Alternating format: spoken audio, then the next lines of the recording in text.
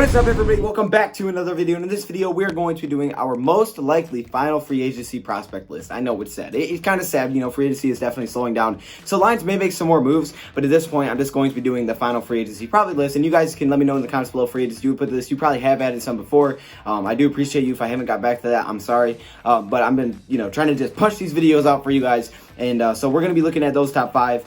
And we'll see if the Lions make another move. But then we'll be focusing on the draft. I mean, a lot of you guys have been leaving me draft idea, like videos like that. And yes, we will be having those. More mock drafts are going to come, like a lot more mock drafts. But that's the next focus, right? We got like a month until that starts. So we got to get on that. But right now, I kind of want to just wrap up free agency with another list. If the Lions make another move, cool. We'll talk about that, and then we'll get into the draft. So let's look at these top 5. Also, I have to give a big shout out to what was it? It's little something. I'll have to check. I may even throw your thing up on the screen. On Instagram, they actually sent me an article by Sideline Report that was showing the over the cap thing. So basically, I put something in the community yesterday by over the cap that said we have $43 million in cap space. And I was like, that math just doesn't add up. Like, I understand all the sides do it. I just don't understand how we could have $43 million.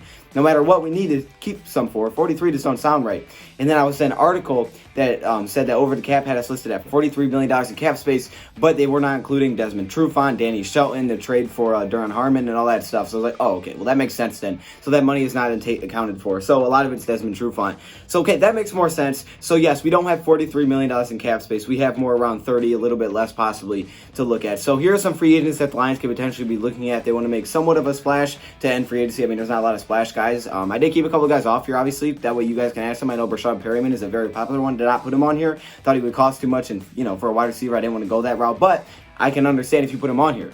But now, let's talk about these players. So first off, I have Ronald Darby. Not really any specific order, but first off, I have Ronald Darby. And a lot of this has to do with Corey Undlin. If we didn't go get Corey Undlin, this probably wouldn't be a guy I put on here. But because we did get Corey Undlin, and, he's familiar with all these Eagles players, coaching the secondary there, and now he's our defensive coordinator, I could definitely see us bringing in an Eagles cornerback. We have not done it yet. I thought we were definitely interested in Jalen Mills. We didn't go make that move. So I think a guy like Ronald Darby could be a potential another guy that we could be going after. Now, he probably will cost a little bit of money. It's going to cost some bling, but I think he may cost less than both Aqib Talib and Logan Ryan. Well, maybe not Aqib Talib, but definitely Logan Ryan. Logan Ryan says he wants around $10 million a year. Not going to say he's going to get that, but that's some big money.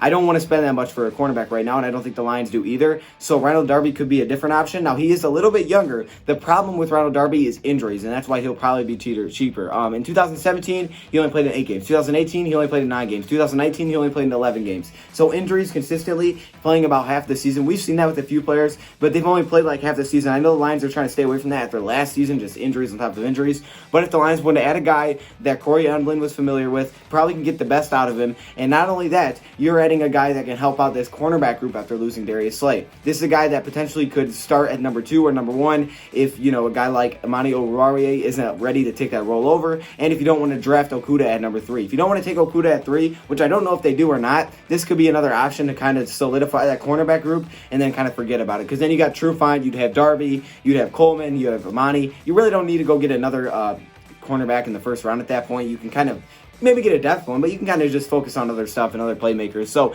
this could be a big option for the Detroit Lions. Injuries are the only thing I'm really concerned about. In 2018, he allowed an 86.7 passer rating and 61% completion percentage, and he had 1 interception. That's actually not a bad season. 2019 was definitely a dip, though. 2019 didn't look great. He allowed a 116.8 passer rating and 67.2% completion percentage. However, he did have 2 interceptions. Not a great year. I don't think he's the number 1 cornerback. Potentially could be your 2 or your 4 mixed in, whatever. It depends on what Amani's ready with.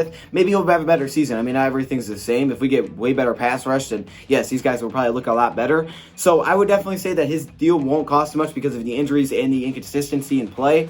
So I think this is a guy the Lions could be targeting. And again, Corey Undlin, the connections there. Like I said, with Logan Ryan, the problem is he wants way too much money in my eyes, and keeps leaves 34. So I don't know if the Lions really want to mess with that. So Ronald Darby comes in first. Next up, we have Everson Griffin, a very popular player here, the defensive lineman from the Minnesota Vikings. Kind of the defensive end / defensive lineman, can give us a really good guy that can get a lot of pressure. And the thing that I like about Everson Griffin is he's going to be on the line pretty much all the time. He's just going to be blitzing. He's a straight-up guy that's going to be going to the quarterback. And the thing that's great about him is, his age is very concerning when you initially look at it. Like, oh, snap, he's like 32 years old. Like, oh, snap. But the thing that I like about him is that production really hasn't dipped, right? You're seeing production that's been very good consistently. The thing that I look for when I look for a guy that's older is that production slipping anywhere. Because if that production is slipping, that automatically calls for concern that, hey, he could be trending one way. Because if you're getting older, most of the time your production is going like this. It's very rare to find players that, are continuing to stay either like this or going up. That doesn't happen very often. But for a guy like Everson Griffin, who when you look at his production, actually last season was better than the year before, his production also hasn't had like a big drop anywhere, so I'm not really concerned about his age. He's been a relatively healthy player throughout his career. I mean, missed a few games here and there, but he's been a relatively healthy player for how long he's been in the league. And he'd just be a guy that can get you some pressure, all right? In 2018, he came up with 8 sacks, which is huge. If you can get 8 sacks from the defense line, we would love that. We need a guy that can do that. In 2018, he had 5.5 sacks, which was definitely a little bit worse, but not bad. 5.5 sacks from defense line position is no problem at all. In 2017, 13 sacks. 2016, 8 sacks. 2015, 10.5 sacks. 2014, 12 sacks. Consistently a very good guy getting pressure, right? Now, maybe he's not getting the 10, 12s anymore, but 8, if you give us 6, right? If you're getting 5, 6, I'm still okay with that. Now, the real problem here I see is the price tag. How much are we willing to pay a guy like Everson Griffin, right? That's really the main concern to me because I feel like Everson Griffin could be looking for a pretty good amount of money. However, he has already said goodbye to Vikings, so I don't think he's going back there. He hasn't seemed to get a deal yet, right? He hasn't got a deal yet. Maybe he's gotten some offers, he hasn't got a deal yet. So I don't know what it's going to be. I'm assuming it's going to be a short-term contract, 1 or 2 years because he is 32 years old. But I would definitely be willing to offer a guy like this to just kind of solidify the D-line. If the Lions don't want to have to go in the draft and draft another defensive lineman, you could pair him with Danny Shelton and Nick Williams, Trey Flowers. I mean, your defensive line is pretty much complete.